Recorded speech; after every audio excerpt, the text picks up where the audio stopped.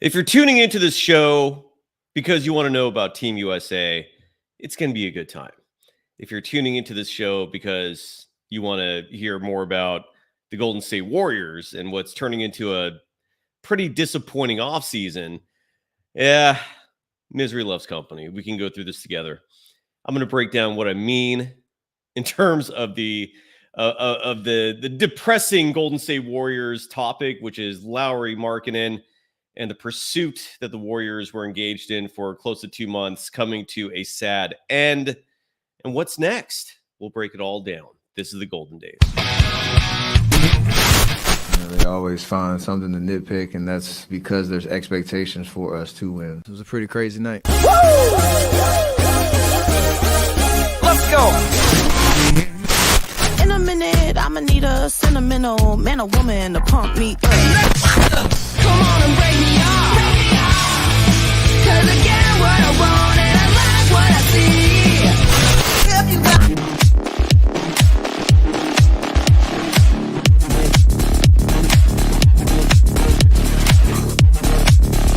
Why, Lauri? Why? Can we change? Welcome to the Golden Days. I'm your host, Cyrus Saatsaz. You can follow me on Threads and Instagram at DogWild. I'm over on Twitter at Surf Journalist. The program is on all social media platforms at Golden Days Pod. Good afternoon. It's Tuesday, August 6th, better known as the day the Golden State Warriors' dreams collapsed. Someone said it best in the chat one day when we were talking about Lauri Markkanen. If it's too good to be true, it probably is. And Lauri Markkanen was just too good to be true. I don't know if the reports and calling it a report is strong. I don't know if the speculation was true that what this came down to was Brandon Podziemski. Who knows if that was the deal breaker. Very reminiscent of 10 years ago when, or maybe a little over 10 years ago, when the Golden State Warriors were in trade discussions for Kevin Love with the Minnesota Timberwolves. And supposedly it came down to Klay Thompson. And the Golden State Warriors said, no, thank you. Klay's too good for that. And then now here we are 10 years later where the Golden State Warriors are trying to start a new iteration of the dynasty, or at least a new iteration of a successful run. And here they were again in a situation where they possibly could have got Lauri Markkanen, unless I hear it from either the mouth of Mike Dunleavy Jr. or Danny Ainge themselves, or if I hear it from a truly credible source, then we can move forward with knowing that the truth was Brandon Podziemski was the deal breaker. But very similar. And then the question then becomes, okay, is Brandon Podziemski as good as Klay Thompson in terms of whether or not his value is high enough where you want to hold on to a player like that and not trade him for a solid all-star level player in Lauri Markkanen, who's 7 feet tall, who would have made the Warriors instant title contenders. You also have to ask yourself, is Brandon Podziemski worth essentially sacrificing the end of Stephen Curry's career in terms of surrounding him with a team talented enough to win titles? But just to summarize, in case you've been living in a cave and have no idea what I'm talking about, Lauri Markkanen, the Golden State Warriors were pursuing him almost from the moment the Paul George trade fell apart, pretty much from the moment free agency and the offseason opened in the NBA. Lauri Markkanen was high on the Golden State Warriors list. He was supposedly available in a trade if the right offer came about, which it clearly never did. And today was D-Day in terms of these negotiations because Lauri Markkanen, as of today, was eligible for a contract extension. And Lauri Markkanen, according to Shams Charania, is holding off signing that extension until tomorrow. The reason being that by signing it tomorrow instead of today, the Utah Jazz will not be able to trade him for the entire year. So if the speculation is true that Lauri Markkanen likes Utah, he wants to stay in Utah, congratulations, Lauri. You got your wish for at least this next year. And if Danny Ainge does want to trade him, the earliest he can do that will be next offseason. So for the Golden State Warriors, that pursuit is officially over. Lauri Markkanen is off the board. He's no longer available.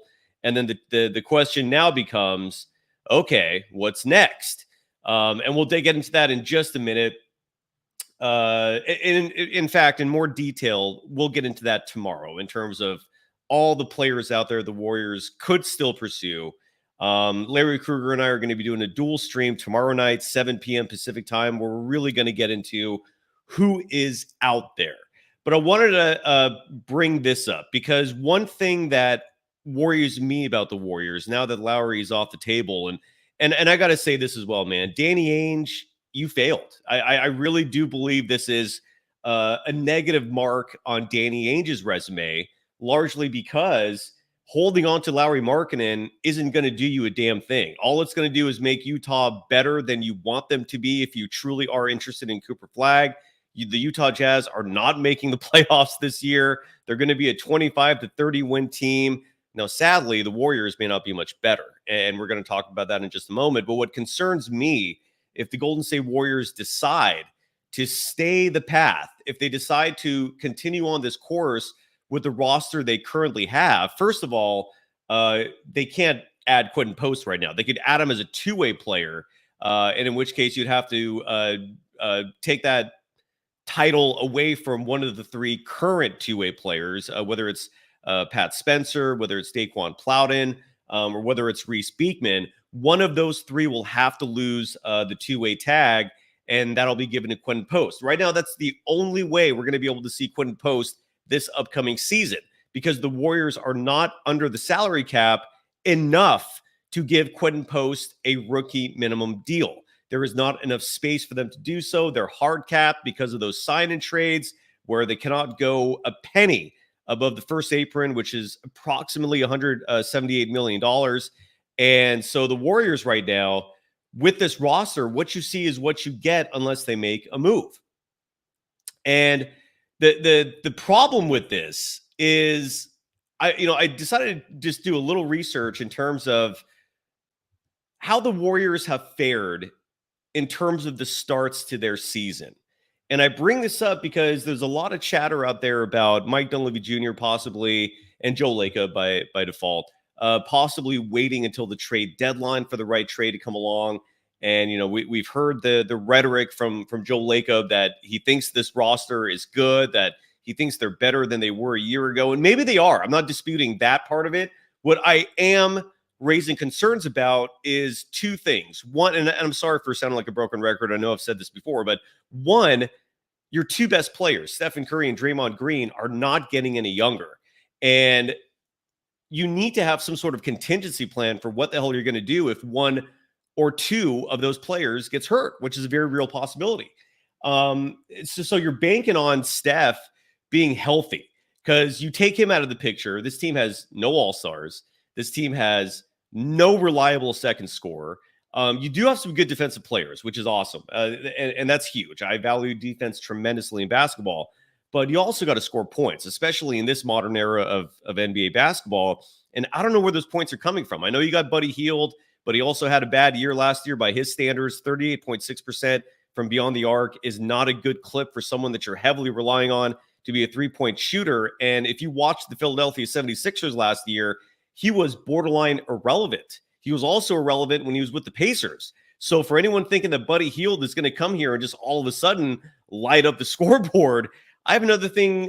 You might have another thing coming for you in terms of your expectations. He might still be a great shooter, and he might turn his career around, but he's also turning 32 years old this year. And then the other two guys, you got DeAnthony Melton and Kyle Anderson. They are defense-heavy players. They're defensive-oriented. Now, Kyle Anderson gives you some length and size at 6'9". DeAnthony Melton is a solid defender, even though he's 6'3", some say even 6'2", but they're not known for their offensive acumen. And I really wonder where these points are going to come from. I really do. And it leads to my bigger concern, which is if you're the Warriors and you're waiting until the trade deadline, you're putting the entire season at risk, because every one of the Warriors title teams and every one of the teams during the Kevin Durant era got off to hot starts, right? Like, and I'll read to you just quickly what I mean by that. In 2015, the Warriors' first title season, The Warriors entering the trade deadline were 39-9. The Warriors 2 years later, obviously the 73-win season, they got off to a blazing hot start, right? 2017, the first Kevin Durant season. At the trade deadline, they were 41-13. Kevin Durant's second year at the trade deadline, when they won title number 3, they were 38-15. A few years later, when the Warriors won the title in 2022, they got off to that 18-2 start with Jordan Poole lighting it up, with Andrew Wiggins having a career year. They started that season 40-13. How have they started the last? Well, we already know 2020 was a complete disaster. 2021, I didn't bother pulling up the stats because that was a shortened season. It was after COVID. But 2023 and 2024, the last 2 seasons, at the trade deadline in 2023, there were 28-26. Last year at the trade deadline, there were 22-25. Let me repeat that. Last year at the trade deadline, there were 22-25. My point is, if you expect the Warriors with this current roster, given the NBA landscape, which is the other reason why I'm concerned, by the way, besides the fact that Stephen Curry and Draymond Green are old, you're also looking at an NBA landscape where 13 of 15 Western Conference teams are playoff contenders. Nearly every team in the West got better, not just the Warriors. And you're chopping on fool's gold if you think this Warriors team, as currently constructed, is going to get off to a hot start. Is going to approach the trade deadline with the kinds of records I just listed to you during their title runs. That ain't happening. So if you're going to, take your sweet ass time in making a deal, and I've given this moniker to Steve Kerr before, Picky Steve, because he's so damn picky in terms of who he wants on his team. He almost overvalues chemistry to a fault. That it's a trade deadline deal may not matter. It might be too late by that point. And then it raises the bigger question, are you doing Stephen Curry any justice? This might be the final 2 years of Stephen Curry's career with the Warriors. Joe Lacob has said repeatedly, I don't know if it's repeatedly, but he emphasized in an interview he does not want the Warriors to follow the path of Kobe Bryant's Lakers. Over the last few years of Kobe's career, they were trash. They were awful. And they stayed awful until the team got LeBron James. And right now, with this team as currently constructed, the only hope they have is Kuminga and Brandon Podziemski hitting expectations and blowing the roof off what those are. That's the only hope they have right now. And again, I feel like the most prudent way to construct a roster, to approach transactions, the whole premise of roster building, I mean, it's, if you're playing the probability game, which is what I think is the most prudent game to play, what are the highest probabilities, right? When you're facing decisions, when you're at forks in the road, in terms of trades, in terms of free agents, in terms of the draft, you have to look at the probability game, right? Like what players, what moves present the highest probability for success. And right now, with this roster as currently constructed, you don't have a lot of pathways in terms of probabilities for success. The only one is Pods and Kuminga taking drastic leaps. And it seems like that's what they're counting on. And I just don't understand why you're so heavily reliant on that strategy. Because the probability of Podziemski and Kuminga both turning into all-star caliber players, possible, but is it likely? I don't know. And so this is where we're at. And Dr. J30 is asking, did the Warriors make a mistake not fighting harder for Klay? No, Klay Thompson was not. I mean, we saw what this team was with Klay Thompson. Like, I don't mind them moving on from that. I wish they got better players back, if that makes sense. Jamal Benta saying, come on, man, who in the West is feared? Great question. Let me pull up the standings just to show you who out there the Warriors have to contend with, right? for those of you that have forgotten just how deep the West is. Let's take a look. You've got the OKC Thunder, who got considerably better this offseason, who was the number 1 seed last year, and they added Alex Caruso and Isaiah Hartenstein. The Denver Nuggets had an awful offseason, but it doesn't mean the team is awful. They still have Jokic. They still have Jamal Murray. As long as you got those two, you're always in the game, especially if they're in their prime, still below 30. The Minnesota Timberwolves, I don't need to explain to you how good they are. The LA Clippers might be one example of a team that the Warriors are better than, but that's a huge maybe. And it's not like they're just a bad team. They still have Kawhi Leonard. They still have James Harden. They still have Zubac. They still, and I'm forgetting a lot of players on that team. Let me pull them up actually real fast, just to give you an idea of what the LA Clippers have in terms of who the Warriors have to deal with in the Western Conference. They still have Terrence Mann, who's not a bad player. They still have Nicholas Batum, he's not an all-star, but he's not a bad player. Kevin Porter Jr. was an awful move on their part. They still have PJ Tucker on their roster. For the sake of argument, if we're being optimists, fine. The Warriors are better than the Clippers, okay? The Dallas Mavericks are not a joke. The Phoenix Suns still have KD, Devin Booker, Bradley Beal. They brought the whole team back. Even if they're not title contenders, they're better than the Warriors. The LA Lakers, how are the Warriors going to combat that front line?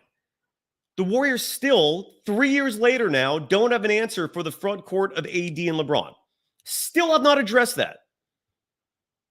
The New Orleans Pelicans, are you going to say they're a bad team? Are you going to say they're worse than the Warriors? That team has depth. They have length. They're certainly making the playoffs next year. I think so anyways. They made the trade to get, I'm brain farting on his name, but from Atlanta, the point guard, DeJounte Murray. The Sacramento Kings got better. The Kings improved. The Warriors maybe improved. And the Kings blew them out in that playing game. So I can't sit here confidently saying they're better than the Kings. The Houston Rockets are only getting better from a team that finished 41-41 last year. All those young pieces are just getting older. They're a big team. They still have veterans like Van Vliet and Dylan Brooks. So defensively, they're sound. The Utah Jazz, okay, we could safely say I don't know if you can safely say it, but okay, the Warriors are better than the Jazz. Memphis Grizzlies, question mark, because they're getting John Morant back. This is a team that has Jaren Jackson. This is a team that has Desmond Bane. This is a team who might get Bradley Clark. Was that his name? Who tore his ACL? What was his name? What was that guy's name? Yeah, Brandon Clark. They got Marcus Smart. Are you really going to sit here and tell me the West is not daunting? The San Antonio Spurs got exponentially better. And that's a team that has Wemby. They just added Harrison Barnes. They added Chris Paul. They got an army of young athletic wings. And fine, maybe the Portland Trailblazers are probably going to be the worst team in the West. But just from listing all those teams right there, the Warriors are what, 11th out of 15? 12 out of 15 with the current roster?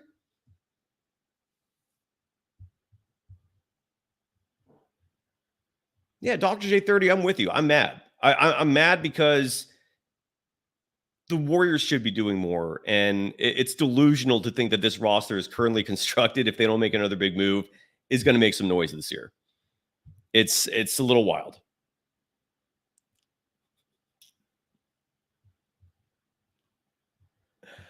Oh, by the way, let me put the link in the chat just in case anyone wants to come on, because I like to have that door open. So for anyone who disagrees or just wants to add their input, come on in. So that someone like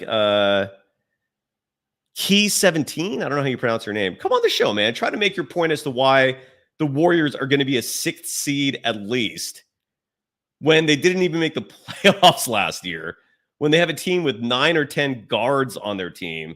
Explain the logic, please. No, Henry Braxton, I did not forget Minnesota. I mentioned them as one of as one of the top teams.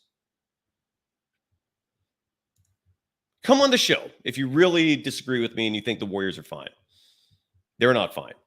Now, Shams Charania, I'm going to read to you verbatim what he wrote in his report, because he's the one who broke the story about Lauri Markkanen not only staying in Utah, he's planning on signing an extension, but he's also signing the extension tomorrow so that he's not going to be available for a trade.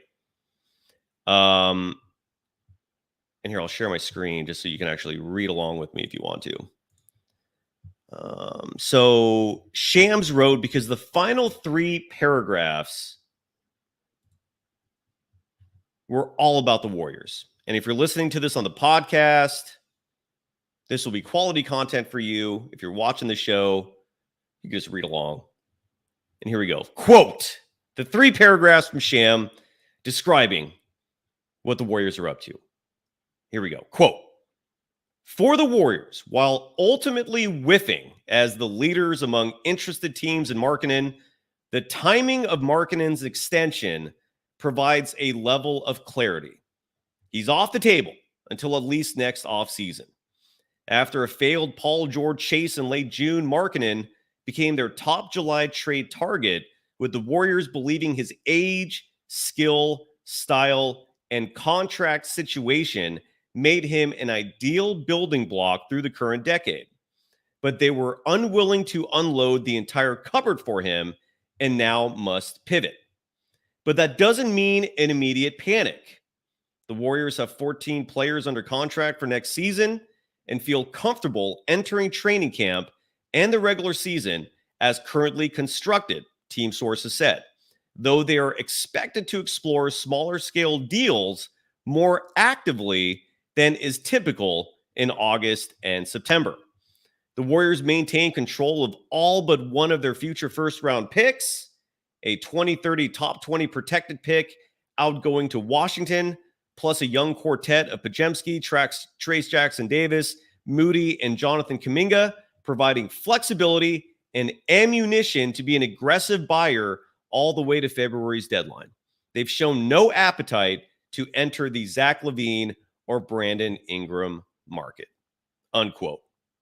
And the fact that there's no panic leading to the trade deadline, the fact that they're like set with this roster. You heard yesterday's show, Draymond Green calling out his coach. I love it. What you haven't heard, and what I guarantee you, is that Stephen Curry is not stoked about this roster. Stephen Curry is not stoked about yet again being the smallest team in the NBA, which as currently constructed, the Warriors, that's the direction they're going. Small ball don't work. Now, shifting gears, first of all, I'm going to give some love to my sponsor, BetOnline. They're the world's most trusted betting platform and your number one source for everything online betting. Right now, you can receive a 50% free bet of up to $250 on your first deposit to bet on anything from the Olympics to baseball to Formula One racing. BetOnline has every stat, every matchup, and even live odds and spreads while the games are being played. When the game's over, head on over to the online casino and get in on a game of blackjack or poker, or unwind with one of over 150 slot games. Head to the website today to get in on the action. Use the promo code BELIEVE, that's BLEAV, for your 50% free bet credit on your first deposit up to $250. BetOnline, the game starts here. Look at this kid. You're 20. Welcome to the program. I'm glad you had the balls to do this, man. So tell me, why are you so optimistic about the Warriors? Welcome to the show. Well, a couple of things, Cyrus. It's not only a matter of being optimistic about the Warriors' chances with the team as constructed. It's also a case that I do not believe that Lauri Markkanen, for what we would have had to give up to get him, would have made us better. It would have made us worse. Because to me, if you give up Moody and you give up either of Kuminga or Pods, which they wanted, both of those. Supposedly. We don't know for sure. I mean, that's what has been speculated. Yeah, go ahead. Right, it has been speculated. We know Danny Ainge. He wanted at least one of them. Maybe. At least one of those along with Moses Moody and picks for Lauri Markkanen. Is Lauri Markkanen currently a better player than both Pods and Kuminga? Yeah, I think he is. Am I sure that Lauri Markkanen this season, what Kuminga is about to become, am I sure that Lauri Markkanen is better than that? I'm not sure. Lauri Markkanen has never played a playoff game in his life. Not Correct. a single playoff game. He's never I agree. played. So far, I agree with everything you're saying. Continue. He's never played 65 games in his career, so we don't know if we can trust his durability. Now, this team won 46 games last year, which of course that turned out to be a 10th seed. The year before, they won 44 games. So we have shown 2 years in a row that we are capable of going an average of 45 games. We did that last year with Andrew Wiggins being, he can't be any worse now than he was last. That was the worst year. You don't know that. He can be. You don't know that. Let's hope he's not. But let's hope, yes. So we lost Draymond Green for 25 games, and Andrew Wiggins was just absolutely no good. And I don't think Clay was good either. I really don't think Clay was good. For the first 2/3 of the season, you're right. He picked it up a little bit at the end, but you're absolutely right. So something that you and I have always lobbied for, because I've been watching you nonstop since you were on Locked On Warriors. Thank you, sir. We've always been lobbying for more minutes for Moses Moody, more minutes for Jonathan Kuminga. Now we are about to see that. You know what's my take on Moses Moody? I've never seen Moses Moody play a bad game. I've seen him not play the game. We're on the same page. But here's the thing. How do you pronounce your name, by the way? So I don't mess that up. Kai. Kai. Thank you. Okay, so Kai. Here's where we're on the same page, man. We both of us sounds like we love Kuminga, and I agree with you, man. I don't think if Danny Ainge, if what he was asking for was one of the two really bright pieces, referring to Podziemski and Kuminga, if that's what he was absolutely asking for, I'm with you, man. I don't think it was worth it to give those guys up. But you sound confident that Moody's going to get playing time this year? Like why are you so confident in that? Because that's where I'm not confident. They have 9 guards, maybe 10 on this roster. You feel safe that Moody's going to get his run this year? Yeah, and I'm going to tell you why Moody is going to get play. The 2 positions that we are most vulnerable is that shooting guard position and that small forward position. Moody happens to be the one guy that can cover both of those positions most efficiently. He's the best combo shooting guard / small forward that we have. So somewhere between those 2 positions, he will get play. And he's going to grasp the opportunity. Steve Kerr knows that he has to play Moses Moody. If you didn't trade him, you have to play him. He knows that he has to play him this time. And like I said, I've never seen Moody play a bad game. I've seen him not get to play at all. I agree. I'm with you. I love Moody. I've never seen him play a bad game.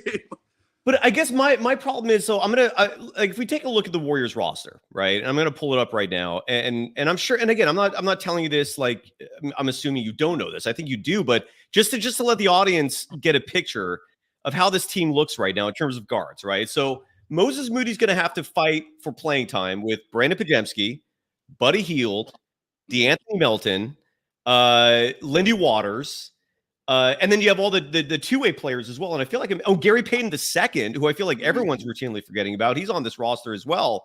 So you really think, despite all those guards, and I still feel like I'm missing someone else, you think Kerr, who has never shown me that he has faith in Moody like I think he should. So you have confidence that Kerr is just going to magically open his eyes and realize Moody needs to play. because Joe Lacob is gonna suggest it. Joe Lacob is gonna say, give Moses Moody that first go at it. And Moody, Moses Moody has never played 10 games in a row. If you give that man 10 games in a row, it's over. There will be no questions left if you allow him to play 10 games in a row. Play him 25 minutes per game for 10 consecutive games and see what happens. Kai, we're on this so far. I love what I'm hearing. So here's the thing, though. You said a pressing position for the Warriors is what Moody brings. And I don't. This is where maybe we disagree. I don't know. But to me, the pressing concern is their front court. Like Trace Jackson Davis is a center. Yes. Draymond Green is going to be good one too. Yeah, agreed.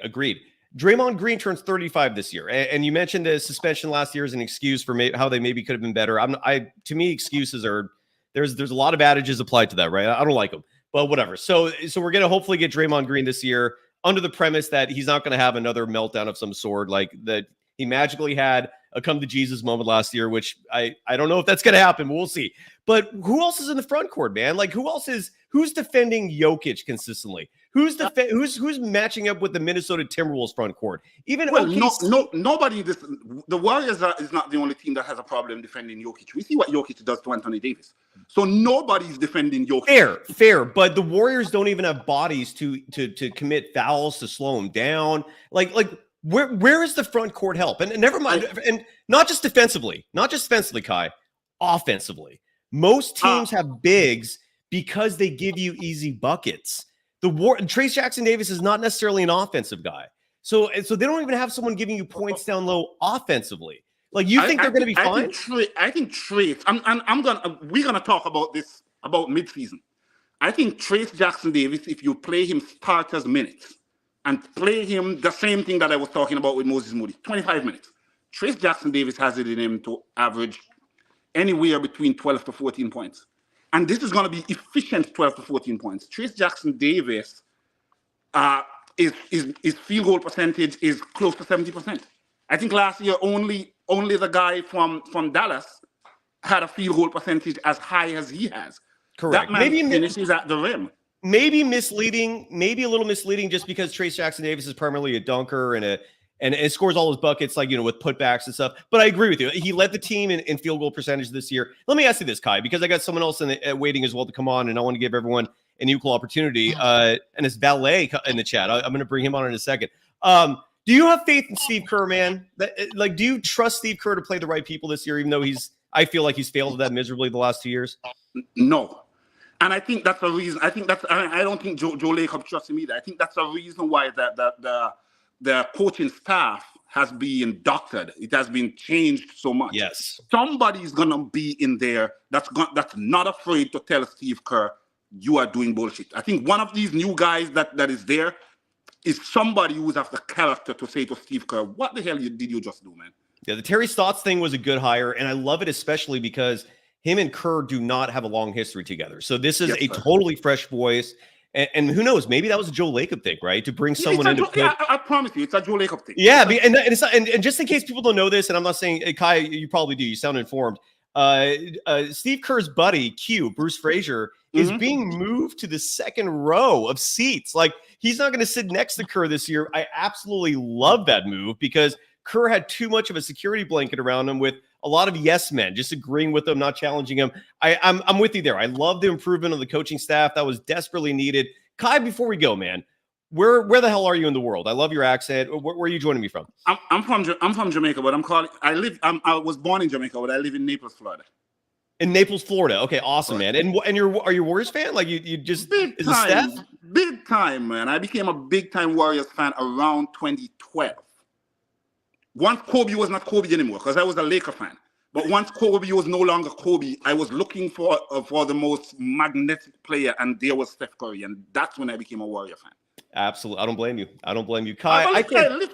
Lift your faith, man. This team is gonna surprise some people this year. I hope you're right. Will be a legit at the worst at 17. I hope you're right. I try to be pragmatic in life, and from a realistic perspective. My worst phone is ringing. I got to run. Go, Kai. Thank you so much, man. Kai, you rule, bro. Let's bring Valet into the show. I haven't seen him in a while. Great to see you, brother. How the hell are you doing, man? My guy, I'm good. How are you? I'm doing all right, thank you, man. Surviving like everyone else. But are you in New Zealand right now? Is that where you're joining us from? Yeah, still NZ based. Just here cooking some breakfast, and I thought I'd jump in. I love it. I'm glad you did. Everyone loves your accent. You make phenomenal music, by the way. You're a musician first and foremost. To tell people how people can find you, like on YouTube. I imagine you have a YouTube channel. Yeah, YouTube. YouTube and Instagram are probably the best. You can catch me there. The official Valet. Yeah. And that's his name right there. If you're watching this on YouTube, there's a little accenture above your E, which is awesome for your name. Valet, what's on your mind, brother, man? What are your thoughts on the fact that the Warriors are no longer in the pursuit of Lauri Markkanen, I apologize. And how are you feeling about the Warriors as currently constructed? Like, are you like Kai, who thinks they're fine? Are you like me, who thinks they need to do something else? Like, what are your thoughts? I think I'm kind of somewhere in between. But the one thing, like, I really like what Kai was saying and the points that he raised. And I'm probably, like I say, I land between somewhere where you are and somewhere where he is, where I think they're going to be better than maybe what we think. I think what is kind of goes understated is I honestly think that Clay leaving really relieves the shackles on Steve Kerr. Like I felt like a lot of his coaching decisions were because he said this key thing in a press conference. He said he would say what Clay has done for me personally. And he kept sort of that point would come up, and I was like, oh, obviously Steve really felt like he owed Clay, and he wanted to try and give him a chance at having a good year to, I don't know, get a bigger contract or whatever. But like now that problem's kind of gone, and the bad vibes, bro, the vibes were so bad. Like his body language, you can imagine what it'd be like being a young player, being around him, where you're like, imagine being Moody, where you're like, I'm playing way better than this dude. Like in that Sacramento game, Moody was the guy. Like you had to play him. I remember that Moody exact game. I remember that exact game. Yeah. And it was just like the perfect storyline ending to the whole last 2 years, where Moody gets an opportunity. He's better than everyone else. But because Steve Kerr has to go to Clay because Clay's fighting for another deal. And he's like, I got to give my guy Clay a chance. I got to give him a chance to prove to front office that he still got it. And he didn't have it. And now Steve doesn't have to wrestle with that anymore. And I think that key component is actually going to open up a lot more for everyone, Steve Kerr included. Like, I think we're going to see a better coach, because he even confessed it on 95.7 The Game, where he was like, it was a really hard year being his coach. Like Clay wore Steve out. And I think, just the removal of that is gonna pay dividends for the team. I love you. I love that perspective, man. You might be right, because, and again, this was a huge criticism of me with Kerr. It's like, I feel like a good coach would not let the emotional connection, the sentiment kind of affect the playing time decisions. Like Klay Thompson should not have been, what was he, second in minutes in that Kings game, despite being 0 for 10 from the field? But that was Kerr, man. He's loyal to a fault, and I don't know if that's good coaching. But so what do you think? So you think if this team does nothing and they're done with the transactions, what's your projection, man? What do you think for this team in terms of how they're going to do? Yeah, I think they have maybe one or two too many sort of shooting guard, but it was clear that they'd loaded their roster preempting another trade. Like that's kind of what it seems obvious from. That's what I got. That looks like there's a lot of overlap in positions, and I feel like they kind of need to decide what they're going to do with Quinton Post. Like, what's up with that guy? Like, is he injured or something, or is there a reason they're not locking him in? Well, he played he was injured. He played, I believe, 1 or 2 summer league games. We didn't talk about him that much. I'm still waiting. I'm going to bring on a reporter who covers Boston College basketball, because I want to get someone who's been covering it the last 4 years to get a really good expert analysis. But from what I saw, and I don't know if you saw him in summer league, it sounds like you didn't, but correct me if I'm wrong. He's not as big as I thought he would be. Like when Trace Jackson Davis showed up, he was a presence, right? He's a big Quinton Post. He's not like Kevin Durant skinny, but when he was out there, he didn't look like a 7-footer. He doesn't look like someone who's imposing, who's physical. He does have the 3-point shot, which is huge. He spaces the floor, but he doesn't bring that interior toughness. But again, this is just an initial summer league analysis, right? There's no way you can judge from that how he's going to end up being. But the Quinton Post thing, bigger picture, you're right, man. They can't sign him right now. They literally cannot sign him right now, which is bizarre, dude. So you're going to have to give up one of these 3-way spots, and I imagine it's going to be DeQuan Plowden. Maybe it's someone else. Maybe it's Reese Beekman. But I don't know, man. That's the Quinton Post scenario right now. Is he's in limbo. He's not signed. He's probably going to get a 2-way deal. But right now, the Warriors own his rights, but he's not getting paid, which is kind of crazy. Kind of crazy, yeah. Kind of crazy. A lot crazy.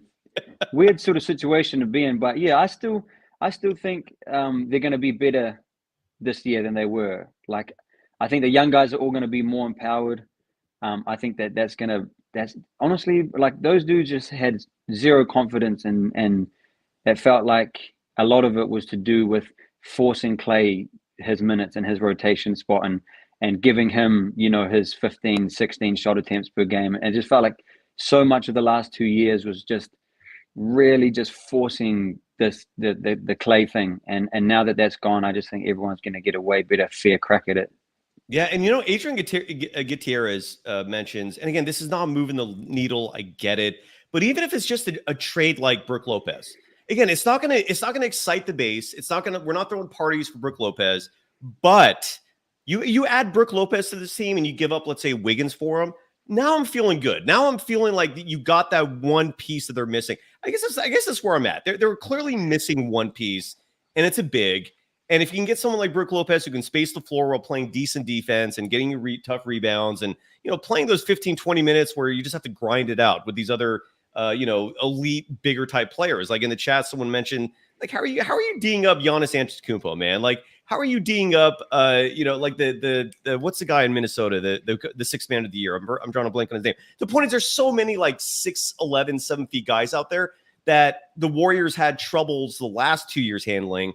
And I haven't seen them do a thing to make up for that, right? Like it's almost like the Warriors just are in denial about the fact that when other teams play them, they see this diminutive lineup. I've cracked this Hobbit joke like almost tirelessly, and I know it's getting a little exhausting, but they've done nothing to address that, and it's kind of crazy, man. Like, do you feel good about the team size? I think the Bucks. I'm glad you mentioned Giannis. Like, I think the Bucks are the perfect example of like how point of attack defense is almost more valuable than rim protection in the current NBA. Like with 5-out spacing, like Boston plays, if you can't slide your feet and move 1 through 5, you're cooked. You're not gonna like. You saw Daniel Gafford, who we would consider as like an athletic dude. He was almost unplayable because Boston stretched him out and he couldn't move with their players. He couldn't move his feet. And like, for example, the Brook Lopez and Giannis, you think, oh, like technically speaking, that's a 4 and 5 who you're going to have a good defense. The Bucks defense was terrible last year. It's because no one could guard the ball. Yeah, no one could stand. None of their perimeter players were awful. Malik Beasley, Damian Lillard, like what the hell? Who are you guarding with those dudes? And they're not going to be better this year, man. That is a like I heard someone I think it was like Simmons or somebody say like everyone's sleeping on the Bucks. It's like, yeah, it's for a good reason, dude. Like they've done. Definitely I know for they a got good Gary reason. Grant, but whatever, man. That's not the magic salve for them. That is not. Yeah, I mean they got him for. I think they got him for a good price. They got him for a veteran. Oh yeah. Or something. Yeah, he was gross. He got screwed in the market, man. They got him for cheap value. And Naz Reid was the player I was thinking about for Minnesota. Thank you, Portola in the chat. I love him. Who also said they didn't see Reese Beekman in summer league. I saw Reese in the first game, but But that's a good point. I don't know if he got hurt. Yeah, right here, Portola 45 in the chat writes that it's weird that Beekman didn't play a minute in Vegas. I remember him in the first game.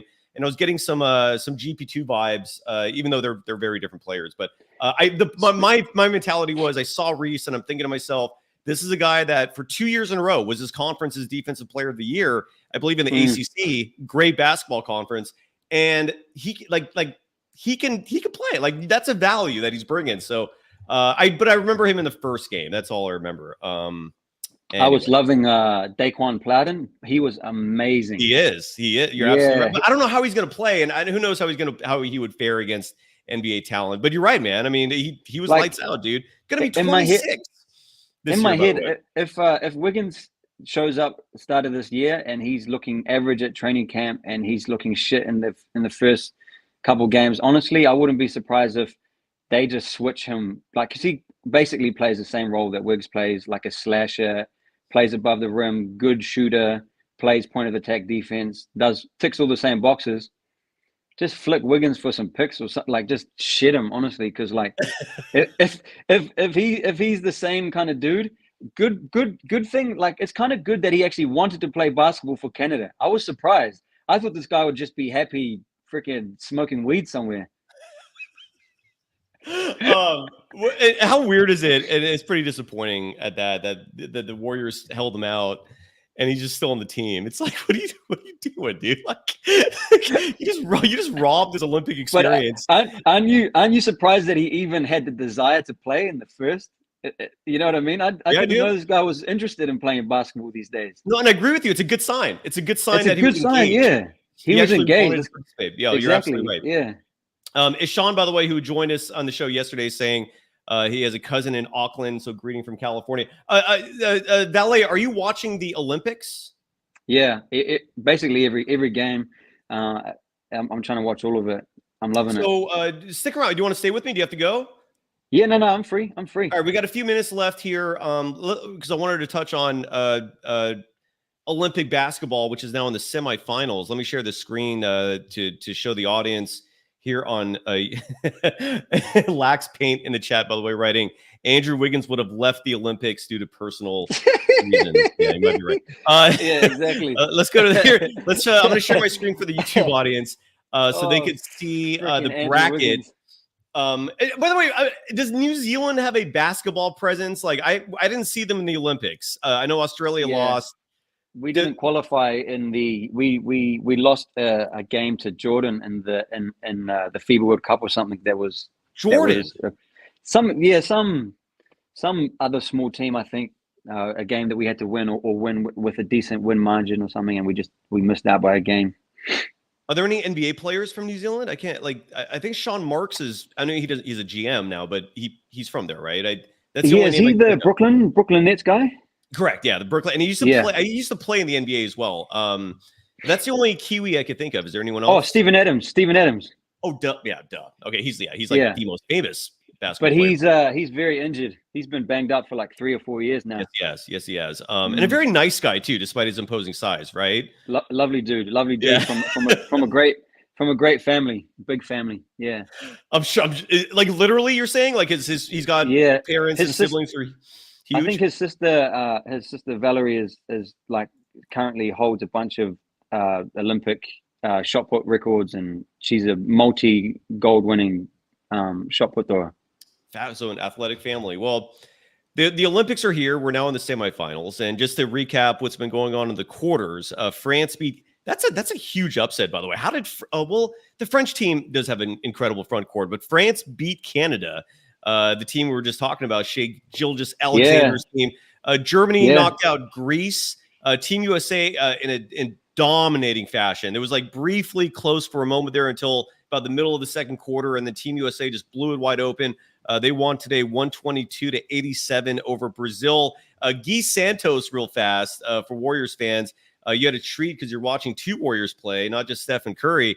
And Guy did not have a bad game, man. I really hope Guy Santos gets a run this year. I like this kid. I think he has talent. I don't think he's a center, which is what ESPN lists him as. It's really bizarre. But Guy Santos in this game today had 7 points, 5 boards in 19 minutes, 59 seconds of play. But nonetheless, Brazil gets their asses kicked. So the Team USA is now in the semifinals where they're going to play Serbia again. Talk about a lack of drama, man. Team USA has already played the Serbs twice. Kicked their ass both times. Jokic has no help on his national team, although they did hang on to beat Australia in a bit of an upset in the quarters, 95-90. So now the semifinals are going to feature France versus Germany, who I think are the two teams that may have a shot, although not really, against the U.S. And then the other semifinal, we don't know when the game is going to take place yet. This is going to happen tomorrow, from my understanding, and it's going to be USA-Serbia. With the winner going to the gold medal game, the loser going to be playing in the bronze medal game. Your thoughts on the Olympics, man? Did you watch the game today? And what did you think about Team USA's utter domination? I didn't watch USA's game because I thought that it would just not be worth watching because I didn't think Brazil would even be competitive. And looking back at the score, it looks like that is what played out. But I watched Giannis's game. And I say Giannis's game because it was literally Giannis and no one else. And so he didn't have any help from his perimeter players, which was a shame because they got out to a really good start and it looked like they were going to give Germany like really a good run for their money. I think they had like a 10-2 sort of lead in the first quarter or in the first couple of positions. And in FIBA, that's kind of like, I don't know, I always, in terms of people who watch NBA and watch FIBA, just double all the score margins. Like in terms of what it means to the game and the energy of the game and the competitiveness of the game, is like just you can half all the scoring. Sorry, go ahead. No, you go. I was going to say real fast, I see the great Rich Mitchen in the chat. You've got a lot of opinions there. I'm not going to highlight them on the screen, but I read you. I hear you. One interesting revelation, and maybe it's a revelation, maybe it's just a dumb opinion, but while you're here with me, Belay, I'll run it by you. There's been a lot of chatter in these Olympics about Steve Kerr and his rotations, Draymond Green publicly calling him out. We highlighted that on yesterday's show, which was fascinating stuff. But one thing I noticed, because a lot of the chatter with Kerr has been his rotations, and more specifically Jason Tatum. Tatum got the DNP in that first game, which is really weird. And then we didn't see him today. He didn't play the entire first quarter. He wasn't with the second unit because Steve Kerr has been doing this like hockey substitution type thing where he takes out entire lineups and replaces them with, a whole second unit. And he did that today. Is he still doing whole line changes? He did that today again. Yes. Which, look, they're winning. So it's weird. It's bizarre. And I think that's part of what Draymond Green, the root of this criticism was the fact that Kerr is doing these bizarre substitutions, but it led me to this thought. And I'd love to know what you think about this, Valet, because the fact that Jason Tatum, again, he didn't come in until like early second quarter. He was not a part of that second unit, meaning he was the second to last guy off the bench. Jason Tatum, reigning world champion, gold medalist on the 2021 team, was arguably the second best player on that team. And he's at the end of the bench when it comes to the majority of Steve Kerr's rotations. But it made me think about this, because when I look at Jonathan Kuminga, and I've said this before and I'll say it again, I feel like his ceiling could be Jason Tatum or maybe even Jaylen Brown. Maybe it's like a hybrid of those two players. Do you think Kerr just has an issue with that type of player? Like a 6'8", 6'9" type wing. He's never had that on his title teams. Kevin Durant's the closest thing to it, but Durant is so damn good. Like, you have to play him. But it kind of makes me wonder if Kerr just maybe subconsciously, maybe he's aware of it and he just personally, his gut's telling him this kind of player is just not for me. But it started to make me wonder if the Jason Tatum mold, which Jonathan Kuminga does fit, if that's his issue. What are your thoughts on that? Yeah, I think once Jonathan Kuminga grasps all the details, I think he can actually be better than Jason Tatum. To be honest, I actually think JK has a better shot than JT. At least over the past 3 years, Jason Tatum's jump shooting is really taking a big hit, and that's a big reason why you can't he's not playing a bunch in FIBA. Is outside shooting is critical. You have to have it in FIBA because the spacing, right? It's the floor is smaller. There's always going to be a center parked in the paint because there's no 3 seconds. And so if you can't make those wide open catch and shoot shots, it's just hard to find a place for you. And then if you're not a great passer or a great floor reader, which he's not, it also isn't a place for you because the ball has to swing side to side. And if you have multiple ball stoppers on your team, then your offense is going to look doo-doo. Totally. You can't have Anthony Edwards, Joel Embiid, and Jason Tatum ever share the floor together because all of those guys want to catch it and look for 10 seconds. Before we go, Valet, and Cam, I'm aware of Anthony Edwards, man. The Duke can play. He's the future of the game. The Warriors now have to do a plan B. And by the way, great Rich Mitchin, take it easy, man. I'll let you go off on various dudes, but don't make the attacks personal, please. And Kuminga, by the way, is 21 years old. Okay, Jason Tatum is 28. So he's got a few years. So let's take it easy on blasting Kuminga because he's not Jason Tatum yet. But Valet, let me ask you this: Lauri Markkanen's off the table. It's now a pipe dream. Earliest the Warriors could get him will be next year, and that's a whole other story. JK puts a ton more pressure on the rim than JT. 100%. Way more pressure on the rim. You know what I mean? 100%. Exactly. So what's plan B, man? Tomorrow night at 7 p.m., Larry Krueger and I are going to dedicate a whole show to this. Who's out there that the Warriors can still pursue? Jared Allen of the Cavaliers is also off the table because he signed a contract extension, but he signed his on August 2nd. So he could be available at the trade deadline. But in terms of now, there's Cam Johnson, there's Aiden with the Trailblazers, who's a head case, but he's got talent. Who do you like out there, man? Is there anyone that sticks out to you that makes you think the Warriors need to pursue this guy for their plan B or C or whatever it is? Is there anyone out there that excites you that you think the Warriors should trade for? Yeah, I've liked Cam Johnson for a while, and even just listening to him on the podcast, he sounds like a really level-headed dude who wants to play the right way as a team guy. So he would be really interesting to see in the Warriors as a stretch 4. And who is He's this got a again? I'm good- sorry, I missed that. Who is it? Cam Johnson. Would love him. Yeah, Absolutely, he'd be. yes. And honestly, like, you know, going back to the Wiggins thing, like depending on how he's looking at training camp, like if there's a way to attach him to like a Looney or maybe a GP2 and swap him with Zach LaVine, I'd be, I would entertain that. Like it wouldn't be, you know, my choice A or even my choice, you know, my second choice, but just to do something, you know, like if Wiggins is going to be awful again and be disengaged, like let's just move on. Like I would happily swap him for Zach LaVine, you know. The Wiggins thing is weird, dude. I don't know what their plan is, because he was about to be traded and now he's just sitting there and he collects a lot of money. He's still got 3 years on that deal. I will say this about Wiggins, dude. He shot the ball at an excellent clip last year. And in fact, I'm going to pull up his game log because his 3-point shot started to fall.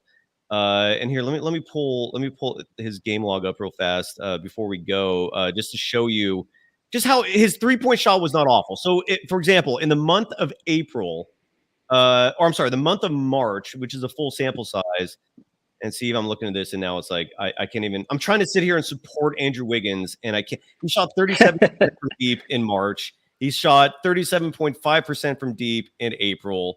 And then in February, he shot 47.5% from deep. So that's what I guess that's what I was thinking. I was trying to defend him, thinking his 3-point shot was going to at least that was there for him if they decided to play him. But no, I can't even defend him there. Any last thoughts, Valet, before we go, man? No, I think you know, wait and see. I still think they're going to try to do another move, and it'll be interesting to see what that is. Like I definitely don't think they're done for sure. 100%, man. Valet, one more time, if people want to listen to your music, you're a very talented musician. Promote away, please. I appreciate that, Si. Yeah, catch me. I'm gonna be releasing like a bunch more music soon, kind of starting September. And then I'm coming to the States next month, which will be fun. So hopefully going to catch like for a tour, like you're doing an actual like a rock star type thing. Like you have venues you're playing at and stuff. No, I'm not doing any live music. I might do a few like music sessions with other producers and stuff, but mainly just vacation and then hopefully catch a New York Knicks game. See those Villanova boys ball out in the Garden in New York. Raymond Kelly in the chat saying trade Guy Santos and Kevon Looney for Walker Kessler of the Utah Jazz. No way. No. Because of Guy Santos, is that why you don't want to move Guy? Yeah, and I just don't think like it's worth those. I don't think he's worth those two players. What if you swap out Guy Santos with Gary Payton II? Yeah, depending on Gary's health. Like I really think like if Gary's healthy, we want him, but like he really struggled to be available last year, so you can't have a repeat of that. The great Rich Mitchin, who's been trolling the chat, but he is evidence that I will not block you unless you're an absolute piece of shit.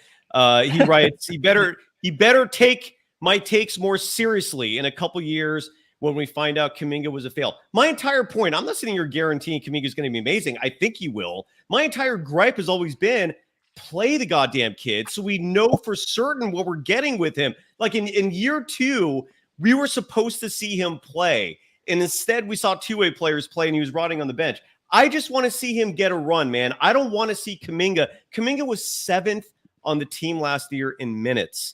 At least make him top 5. Give him 30-plus minutes a game. If he fails at that point, yes, I agree with you. He sucks. Great. But we haven't seen enough of a sample size to give a proper analysis. By the way, I think we have a Hall of Famer, a literal Hall of Fame basketball player with us. Rick, is that you? Are you Rick? Is Hall of Famer Rick Barry joining us? Yeah, I'm here. No video right now, but I'm here. Oh, wait, how are you doing, sir? Valet, do you mind if I drop you at this point, brother? Drop me, cut me loose. Love you, man. Valet, thanks for coming on. Let's collaborate again soon, okay? Like yeah, good to see you, my guy. I'll be in touch. Sounds good, brother. Sounds good. Thank you, Valet. Thank you. And Rick Barry, we don't have a visual, but where are you in the world right now? I'm actually outside of Philadelphia, Pennsylvania. What brings you to the Liberty Bell Central area? What takes you there? Well, a friend of mine, Doug Grossinger, who does a lot of stuff, an attorney, does a lot of stuff with the NFL and concussion things and all kinds of stuff that I've known for years, has a big deal. Does a lot of things with football players. So I'm always invited to things, like I was invited to Willie Mays' 80th birthday party with all these baseball players. I'm here, Marshall Falk and Wilbur Montgomery and all kinds of other football guys are here, and Jim McMahon and all. And so I'm just here hanging with the football players, having some fun, doing some talking, and just enjoying life. This is just one of the things that my buddy does, and so it's nice to be out there and to see all these guys, and it's just one of the cool things about having been an athlete is to still be able to be around guys like this. Absolutely. How was your Olympic experience? I know Canyon, that was disappointing. I don't know if you want to talk about that. My heart broke a little bit. But okay, first of all, to have had that experience, to be an Olympian, is super special. I'm so excited and so happy for him to have had that experience. But it was bittersweet. They truly were, and I'm sad that people didn't get to really see this team as to who they really were. I'm going to come on. Jimmer got hurt. I don't know how much of an impact that made. Yeah, well, this is what happened. They've got, one of their top players. Jimmer was one of the top players, one of the top ranked 3-on-3 players in the world. And they didn't have a good game in the first game, which happens. You didn't shoot the ball well, but they had a little lead, on Serbia, and then they didn't do well in that game. And then they almost won the next 3 games after Jimmer gets hurt, losing only by 2 points. I mean, a couple free throws were missed. They could have won a game. I mean, just really close games. And then Canyon had 2 incredible games on Friday to win, and then they had a chance that they just ran out of gas. If you've played 3-on-3 the way they play it, it is so freaking physically demanding. They had no legs and nothing else in that last game. And so to end it on that note, after the incredible Friday that he had, when he had 16 and 14 points in the 2 victories and made the winning baskets and played absolutely great, I was just so excited to be there and so happy for him, it was very disappointing. But again, it's a once in a lifetime opportunity, and people did not get to see the team that I thought really had a chance to possibly win a gold medal. So that's the disappointing part of it. But to be an Olympian, to have an experience like that, is something that will last him the rest of his life. He had a day that, people would only dream about having when he played so well in those 2 games. So I'm excited for that. Sad that it turned out the way that it turned out, but you always got to look at the bright side of things. I mean, how many people get to be Olympians? So exactly. Was that Canyon's experience as well? Was that his attitude and mentality also? Was Canyon? Yeah, he deals with adversity and difficult things in such a great way. In fact, I thank God every night when I say my nightly prayers for giving him the demeanor and the attitude that he's had over the years with some of the things that happens with some of the coaches and the things that are so disappointing and being treated unfairly. And he's overcome that. And, he fought through it, and he got to be an Olympian and had that. I mean, I show pictures of him, the smile on his face. He's there near LeBron with the flag, and they're getting poured rain on. But everybody's having such a great time. And, it's just something that you can't even words sometimes are inadequate to describe. I think the emotions that people experience. It's kind of like when if you ever get a chance to watch the birth of your child. I mean, that's just how do you explain what that is? Words just aren't adequate for things like that. The same thing for us when the way we won the championship in '75. I mean, words don't do it justice. It's just such an emotional high that you have to experience to know what I'm talking about. That's why I try to find something to relate it to people. So if you ever watch the birth of one of your children, how do you explain that? I mean, seriously, what words can be adequate enough to explain the emotions and what to watch that happening? I mean, it's so amazing. So, and so I'm so happy he had that opportunity. So anyway, but at least the men, I got a chance. I ran into LeBron and had a chance to speak with him. I ran into Steph and got a chance to talk to him. And what I was surprised, because I had never met him before, I met Anthony Davis. Wow, I had no idea Anthony Davis was as big and powerful a guy as he is. He's a monster, man. And I said to him, I said, congratulations. I'm sure this is a great experience for you. I'm so happy for you guys and the way that you're playing. I said, but I just wanted to compliment you on the approach that you have taken to make yourself a rim protector defensive guy, because that's what he was doing in a lot of these games. I mean, he wasn't worried about scoring 20 or 30 points a game and he was a factor for them in a lot of the games that they played. But I'm proud of what these guys have done, and other people have stepped forward. And I'm going to have to bring this up because I was on, and some people asked an interview when I was over in Paris, and Bring it up. Floor's yeah, yours. well, so a guy says, "So what did you think about the fact that Jason Tatum didn't play at all in the game?" I said, "What the hell are you even asking me that question for?" I said, "Jason Tatum didn't play because Steve Kerr decided on a lineup that he wanted to put in the game. And if I recall, I think they won by 20 something points, didn't they?" Well, So did you hear? Oh, go ahead, sir. Go ahead. so obviously, whoever he was played the game the way they needed to play and dominated the game. And so he has a team full of great players. And it just so happened that Jason Tatum wasn't part of that. So what? He was part of the team that won a convincing game. He'll get his chance, I'm sure, eventually. So why do you want to try to create controversy and bring up something as stupid as that? It makes Well, then, no Rick, sense. Rick, I'm so glad you brought that up because my show yesterday, the entire focus was on Draymond Green, who on his podcast Saturday dedicated a good chunk of his show, almost half of it, to ripping Steve Kerr for not playing Jason Tatum. Like That's ridiculous. It's so ridiculous.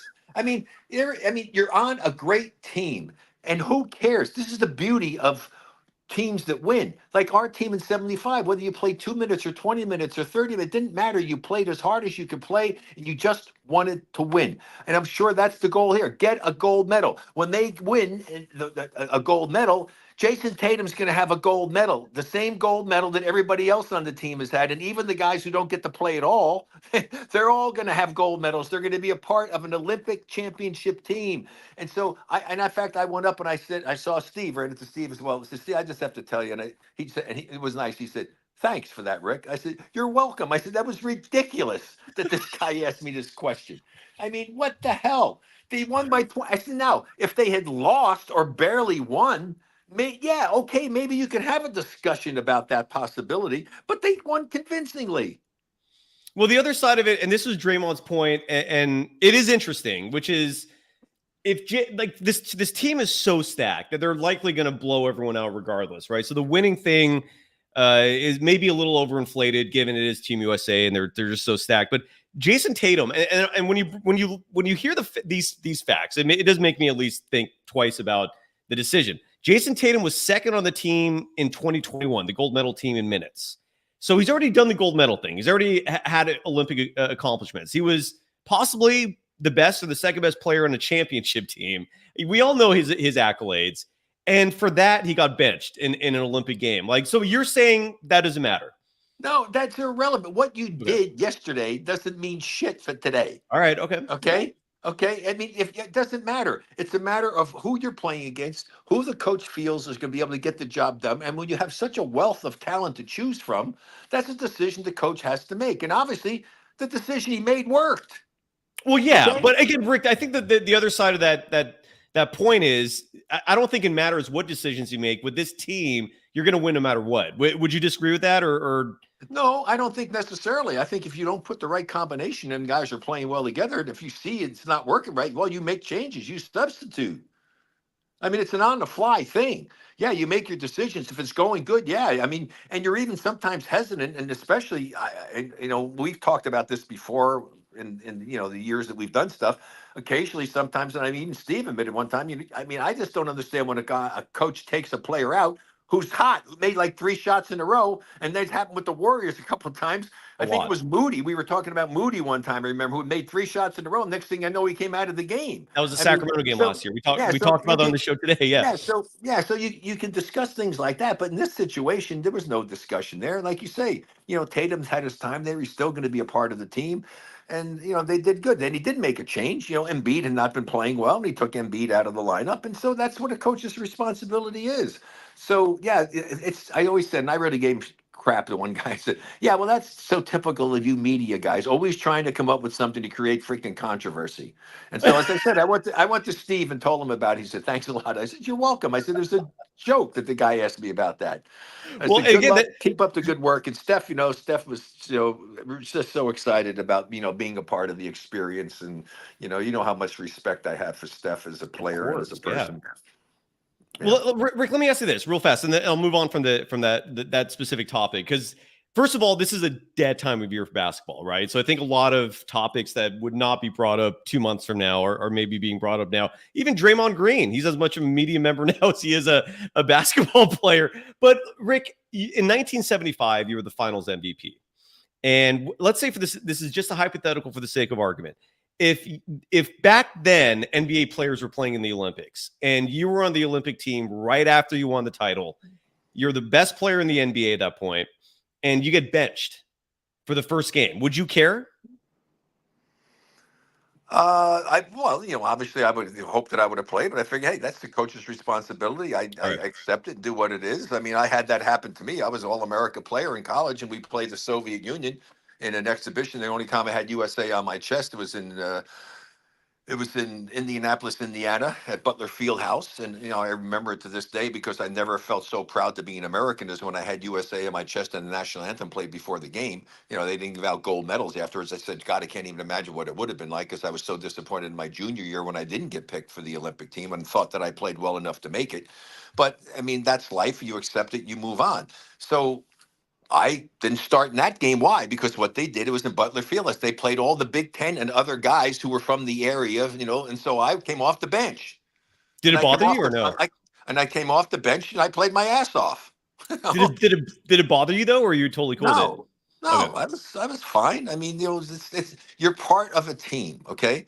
And obviously, if things go well, you're going to get your chance. And what you go in, and you just play as hard and as well as you possibly can, and you accept it and you move on. That's what being part of a team is. This is not tennis. This is not golf. It's not an individual sport. You're part of a team. And you sometimes have to sacrifice in order to be a part of that team and be willing to accept it, because it's not about you. Like I say, there's no I in team. It's about the team, okay? And we had success and we won, and that's all that mattered. And I was a part of that, that victory, and an integral part, because I played really well when I went into the game. But did I deserve to be on the starting team? Hell yes, I deserve to be on that starting team. Absolutely. Rick, the news dropped today I don't know how much time you have, and if you have to go, I totally understand. But No, I have you. I have time. I have some time. Okay, so in Warriors land, the big news today was Lauri Markkanen. He's going to stay with the Utah Jazz. It was a dream target for the Warriors to pursue in a trade. I don't know how much you've studied the Warriors and the current roster right now, but with Lauri Markkanen out of the picture, what are your thoughts about this team? It's small, it's guard heavy, it's wing heavy. Do you have any thoughts on the roster as currently constructed? Yeah, well, I mean, it's always gonna be a concern when we do that. I mean, you still need to be able to match up against other people. We'll see how it works. I mean, obviously, you can still make some changes up until the draft. Until the trade deadline, and what's that? January, February, I guess it is, or something. February 6th, I believe. Yeah, and so they're going to have to evaluate it, see how it is. I mean, Trace is. I mean, they have somebody who's nice. I mean, he showed a lot of good things last year, and he is got some size, can do some scoring at all. Because when you don't have any scoring or any threat whatsoever from that position, that's a tough thing, especially in today's game, the way it's played. But it still comes down to very simple. My team in the Big Three, we were eliminated. With Leandro Barbosa, who I love. I love my players on my team, but we didn't shoot the ball. I mean, in basketball, screw this defense wins championships. And I just talked to some of the football players that I was with that just recent before I came on with you here, and they agree with me. I mean, defense is critical to be a champion, but you don't win championships only with defense. You still have to outscore the opponent in a team game.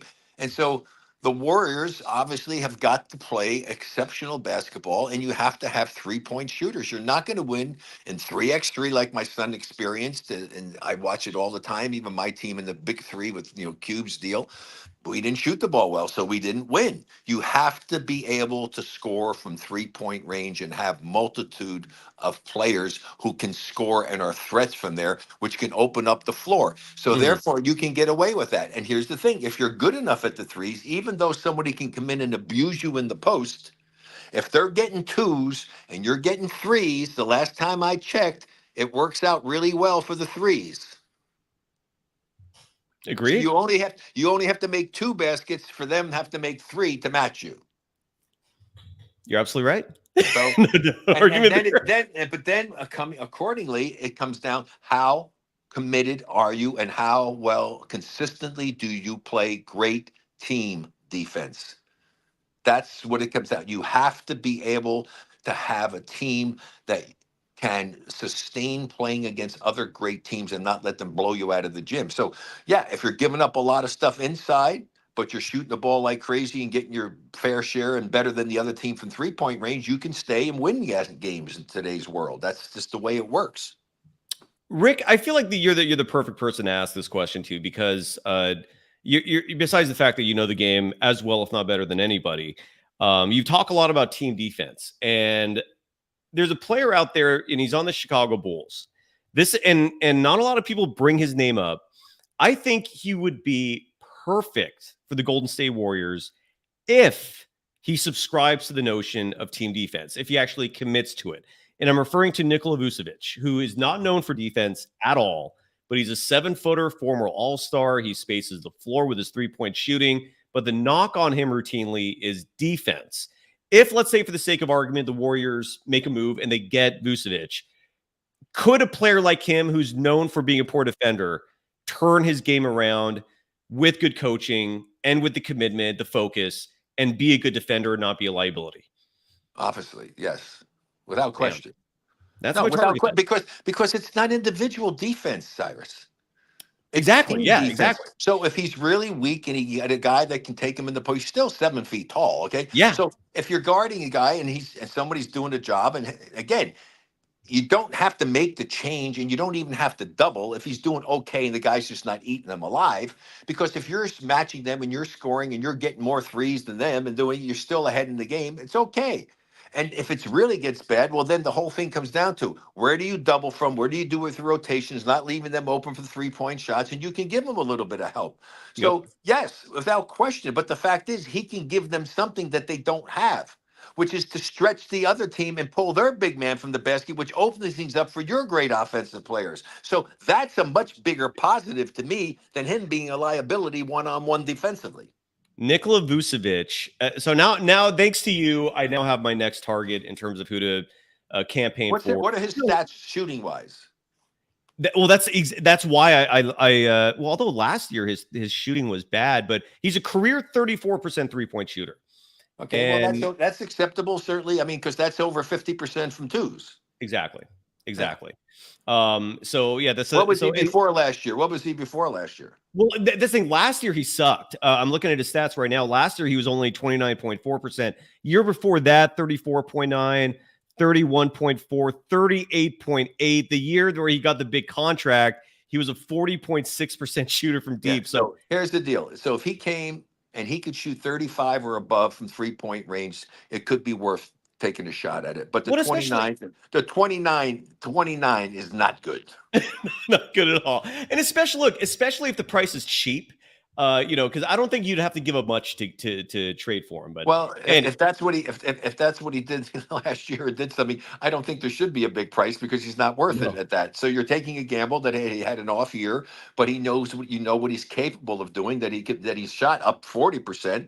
So you take the 29, you take the 40, you break it in half, so it's still 35, 30. You can live with that. Yeah, you can live with that. Exactly. And he gives you size. He averaged 10.5 rebounds a game last year. Well, there you go. And he can rebound as well. So it gives you a whole nother dimension in the center position, which you currently do not have. Rick, you have a lot of companies that you endorse. And I have all these lined up for the YouTube audience to view. Promote away, sir. Let's start with Medicaleaf. Yeah, well, Medicaleaf.com, and then, AlloMD.com, GoSleeves.com. If you go to any of those and you put in the code RB24, you get a really nice discount on the products, and they're great products. I use all of them. I use the Medicaleaf Platinum Pro. It's an incredible cannabinoid product for my back and, whatever ailments I have, inflammation, whatever. Absolutely great products. The AlloMD has the Ultra Repair X. It's an amazing cream. And everybody that I've given it to and they've used it, they said, wow, this stuff's great. And then Go Sleeves is just going bananas now. I mean, a lot of the 49er football guys are into it. The runners are going nuts over it. It's got kinesio tape built into it.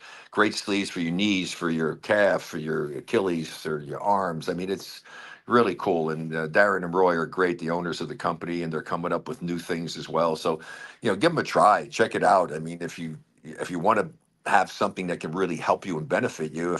I just say this, I hope that it works for you as well as it's worked for me. I mean, they're unbelievable products. They really, truly are. And then working on a whole bunch of other stuff. I got a new thing I'm doing, and I have to figure out who I want to go ask, but I'm working on a project, the Titan space program. Oh my God.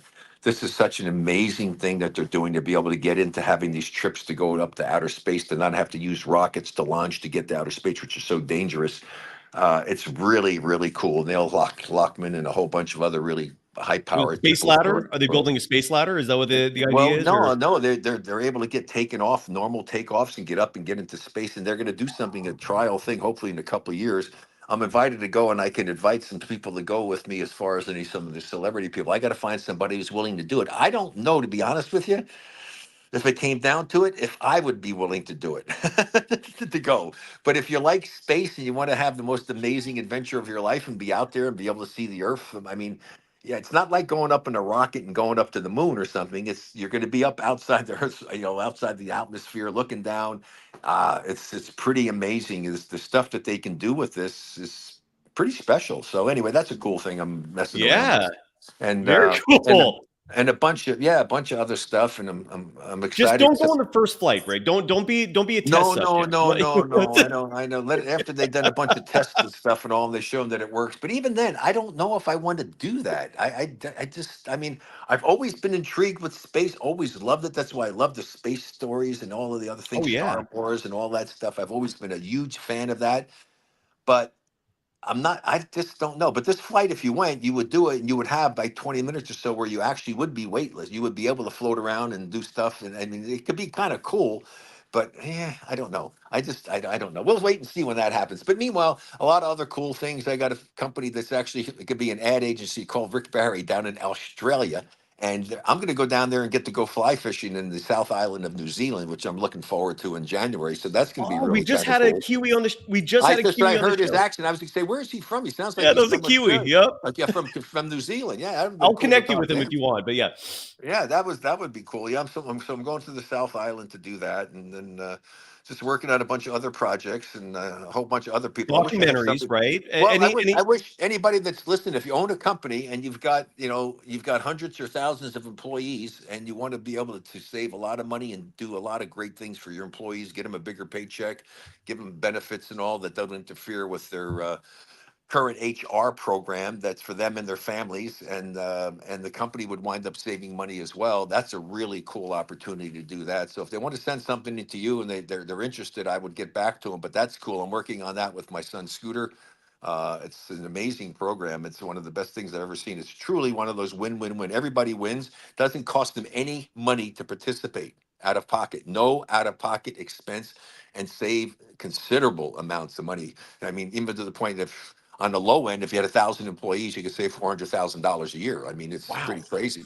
That's So great. yeah, so that's a cool one. So if anybody's interested, write into get a hold of Cyrus, do stuff, get me their information. I'll reach out to them and we'll talk about that. So yeah, a lot of cool things going on. I got 3 big pickleball tournaments coming up in October, November, December. The World Seniors, and then the USA Pickleball Nationals, and then the USA Senior Nationals.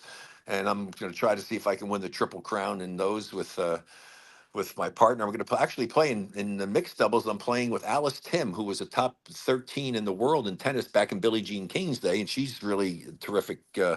Terrific former tennis player and a table tennis player. So she's going to be my partner there. And my buddy Fred Shuey from San Diego, who I won the U.S. Open with, will be my partner in doubles. And then I'm going to play singles again in all 3 of those events. So that's cool. I'm looking forward to that. Yeah. Because you know how I love competition. So it was Yes, really. and, And hey, and, I and had a great time at the Warriors. I mean, when we were there, outside the arena. Chase Center, they had a pickleball event there, which was really cool. And Sean Bennett did a great job running it. And yeah, we had that was fun. Got an opportunity to do that. I think they're planning on having more of those, which is nice. And they're just hoping that the Warriors can have a good season again and see what's going on with that. And my son Brent is going to be a coach for the Phoenix Suns. I know I talked about that. Yeah. I'm so pissed at the Warriors that didn't pursue him. So we'll see what happens with that. And yeah. Yeah. So anyway, life is good, and you getting to see my new granddaughter, Scooter's new and Ruby's little baby, Brooklyn, who's cute as could be. In fact, like you just sent me a video, so I got a video of her actually shooting a basketball underhanded. She took an underhanded shot. Oh, It was love it, love it. hysterical. I love it. It was really cool.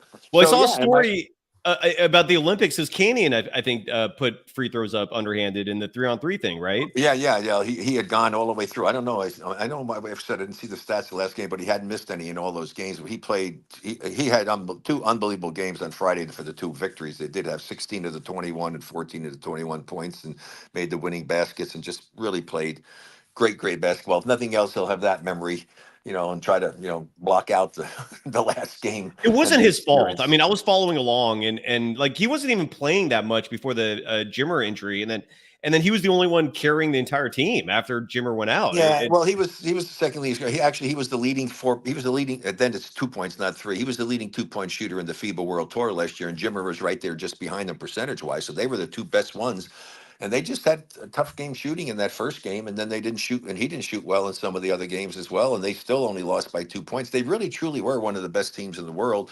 It's very sad. I feel so badly for Jimmer, who put all that time and effort into doing it and traveling the whole world away from his family, and to get to the Olympics and be there, and then to have it be that kind of an experience. I mean, what a bummer that is, because I know what Canyon went through when he missed out on even being a part of the qualifying tournament for the Mhm. Tokyo one. So yeah, emotions are all a part of it. It's part of life, and you just, you take it. They say if you get disappointed, if it's really sad, cry, get over it, and you have to move on. That's just what life is about, folks. You have control of how you deal with adversity and sadness and things, and you just need to deal with it in a very positive manner. Because once it's over. You Yeah, can't change it. So don't go back and relive it and yeah. have it destroy your life and cause all kinds of issues and problems. So that's the best advice I can give people. And I know Canyon will deal with it well. And I'm so happy. You see, I have the shirt on, the L3 Harris shirt, that the company that he works with. On the back of it, it's got the Eiffel Tower and a big thing. They made these shirts up to support him and give him the opportunity to be away from work during the course of the year, and to reach his goal of being an Olympian. So that's the thing. He set a goal. He got to be an Olympian. He had incredible experiences there, but it wasn't what it turned out to be. So there was a disappointment there as well. So it's kind of a mixed blessing, so to speak. But hey, I'm thrilled for him. I really am thrilled for him. So I hope And, all is and going well with Golden Days. yeah, we got the Golden Dazers, and Rick, I just love the coverage. I saw a lot of stories about Canyon, and it was fascinating seeing the reporters highlighting the fact that he's an engineer. Your name came up a lot, obviously, in these stories, being his son, but you must have been a proud papa, regardless. I don't Oh doubt no, that. I've always been proud of all my boys and my daughter and all. I mean, because as a parent, all you care about is that things go well as possible for your children, and that they don't do anything foolish in their life to screw Hmm. things up. None of them have done that, and I'm not proud of him because of his success in basketball. I'm proud of him for the person who he is. I'm happy and delighted and thrilled for him that he had the opportunity to become an Olympian and to Hmm. have the experience that he had. And he's such a great kid, as all my children are. And that's what you care about as a parent. So I wish everybody the best for the rest of the summer. Go USA. Let's take care of business like we have to and get that gold medal. And you people who don't have any clue whatsoever what this 3-on-3 is about, it's designed in a way that they had it set up so that NBA players just can't step in and do it. It just takes commitment on the part of players, that you don't make a ton of money doing it. And these guys deserve all the credit in the world. Kareem Maddox and Dylan Travis and Jimmer, for what they did to get to this point. So don't be upset with them. This is life. This happens at times. And Yeah, the anybody else women's that team thinks that, lost hey, too. anybody else wants to do it, you need to make the commitment and learn more about it. But this team, unfortunately, you didn't get to see this team. They've never had a game like they had in the last game. They are one of the best teams in the world, one of the best teams in the world. Going into this tournament, Serbia was ranked number one, USA number two, because USA, based upon the tournaments they had at the start of this year, were ranked number one in the world in 3x3. And unfortunately, they had a major injury and they didn't perform to the level that they're capable of performing. So you never saw this team at its best. And my son happened to have two unbelievably great games. God bless him for that. But that's life. That's the way it goes. So don't be down on it and criticizing the USA for doing it. I mean, they have tremendous restrictions on how players are able to be a part of a team to compete in the Olympics. So that's the way it works. Yeah, I'm still proud of your boy. I remember meeting Candy when he was just a little kid when you brought him into the studio one time. And folks, download the Mic'd Up app. If you're watching this on YouTube, I spelled it correctly on the screen. It's MIC''D space UP. Mic'd Up. The Rick Barry Show is featured there along with other programs. You watch it on your phone. You could upload a video or audio recordings that the host will address. And it's where the Rick Barry Show is located. We do that regularly. And follow Rick Barry on all social media platforms at Rick24Barry. Rick, one last thing I have to say. Oh. I was so impressed that Kevin Durant was able to play the way he played in the first game back from missing all the exhibition games and stuff. And he's the all-time scorer, I think, in the history of USA Olympics. But what an amazing game he had for that first game back. But here's the thing. It's such a great team. The leading scorer, right, the last game, it was Booker, with 18 points, I think, if I'm not mistaken. Today was correct, yeah. Yeah, today, yeah. That's what I'm saying. I mean, this team is so loaded and so talented, and these guys know that they're a part of something special, and they're doing what they need to do to hopefully win the gold medal. So God bless them for that. And good luck to them. Absolutely. And the women, too. Hey, kudos out to the women's 3x3 team, who also got off to a horrendous start and kept themselves alive and battled back to get themselves in contention to possibly win another gold medal because they won it in Tokyo. So I think they got a silver, right? Or what? Oh, did they? I don't know. Today. I don't know. But I mean, even to get to where they got to, and here's the thing: they had injuries to the players who were there. Trust me, if you haven't played together, you're not like a well-oiled machine. You have to have continuity. You have to have an idea of what everybody's going to do. And so they were learning on the fly. For them, with the bad start that they had, to get back and to be able to come away with the silver medal for them, kudos to them. And hopefully the women will do well also. And USA will play Serbia for the third time. They played them once in exhibition, once in group play. They're going to play them in the semis, and we now know it's going to be on Thursday. The time is to be determined. Rick, if you're free Thursday, I'm hosting shows after every one of these Team USA games. You're invited. You're welcomed, obviously. What time is the game on? What time is the game on Thursday? They haven't announced that yet. So they've always been. Yeah, go ahead, sir. It's probably going to be sometime in the afternoon. It'll probably be a late game because my son's games, they played one game at midnight. Wow. Midnight. The game was scheduled for 11 something. They had a big thunderstorm and rain came in. We had to go. I was there, and but they didn't play the game. It was after midnight that they played the game. It was just crazy. I mean, it's just so. I'm assuming they'll have their game late at night. It'll probably be sometime in the afternoon on Thursday. I would assume. I would say probably East Coast time. If I had to take a guess, 4 o'clock in the afternoon or something, maybe which would be 10 o'clock Paris time. I would think they're going to try to keep it as late in the afternoon as they can, but that's probably when it'll be on Thursday. I'm pretty sure. We see 10, 11. I think I will possibly be back home then, so I could probably join you. Give me a holler. All right, we'll figure it out. Yeah, but if you can, that would be awesome. I'd love to have you. When don't I love to have you, Rick? It's an 100% always thing. Well, I hope the show goes well for you. You do a great job, and it's been fun to do this for the years that we've done it. And thanks for being one of my great. I had great producers when I was at KMBR doing stuff. You being one of them, and RC Davis, who's been with the Warriors now forever, and correct. Matt Bernath, Sam Batesh, another who moved on to have some really great things. So yeah, I was very. I'm glad you brought that up because I think the last one was Mike Holler. And he is now the program director of KNBR. You should. I don't know if you're aware of that, but no, I wasn't aware of that. So that's cool. So I mean, I was very fortunate. Like in life, it's the same thing. You got to have good coaches. You got to have good teammates, and it's not all about just you. I mean, and so I was very fortunate to have had some outstanding individuals as part of my broadcasting career, with you being one of them. So I hope to see you on Thursday. Thank you, sir. It was an absolute pleasure. It's always been a pleasure. And thanks for everyone for joining us. And Rick, thank you. Thank you, everyone. Bye.